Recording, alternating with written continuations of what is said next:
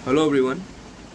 अगर आप law student हैं या फिर आप कोई एडवोकेट हैं जो क्रिमिनल लॉ की प्रैक्टिस करना चाहते हैं, तो आपको ये समझना चाहिए कि किसी भी क्राइम को प्रूव करने के लिए प्रोसिक्यूशन को 4 चीज़ें प्रूव करनी बहुत ही ज़्यादा ज़रूरी होती हैं। लॉ की डिग्री जब आपने की तो आईपीसी के स्टार्टिंग में आपने पढ़ा होगा कि 4 चीज़ें मतलब essential ingredients of a crime 4 होती हैं।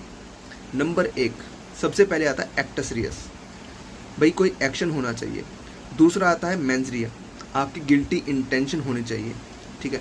नंबर 3 एक्ट करते समय वो गिल्टी इंटेंशन होनी चाहिए, जब आप वो काम कर रहे थे तभी आपकी गिल्टी इंटेंशन होनी चाहिए। ऐसा ना हो कि पहले आपकी गिल्टी इंटेंशन थी बट बाद में आपकी गिल्टी इंटेंशन नहीं थी और आपने एक्शन कर दिया, वो एक्ट कर दिया बट आपकी गिल्टी इंटेंशन नहीं थी। तो थर्ड इंग्रेडिएंट है कि वो एक्ट करते वक्त मेंस रिया का प्रेजेंस होना बहुत ही ज़रूरी है।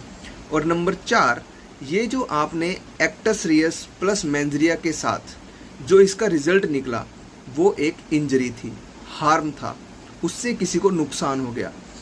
नुकसान कैसा भी हो सकता है, उसकी बॉडी पे कोई चोट आ गई, उसकी प्रॉपर्टी को कोई नुकसान हो गया या फिर उसको कोई फाइनेंशियल लॉस हो गया।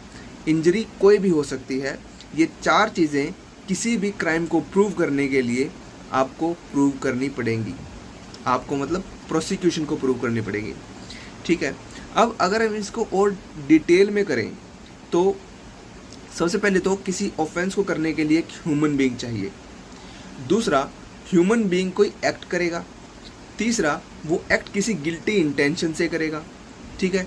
चौथा, वो गिल्टी इंटेंशन के साथ एक्ट करते टाइम उसकी गिल्टी इंटेंशन होगी, ठीक है, ठीक है जी। चौथा हो गया।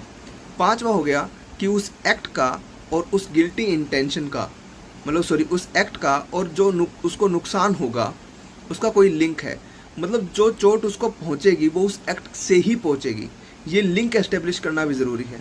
और चौथा, इंजरी, कि वाकई में इसको इंजरी हुई है, इसको कोई नुकसान हुआ है। तो ये थोड़ा सा डिटेल में हमने किया। वैसे तो 4 ही हैं लेकिन अगर हम इसको डिटेल में लिखेंगे तो ये टोटल 6 हो जाते हैं, ठीक है। तो ये था आज का हमारा एक topic, essentials of a crime.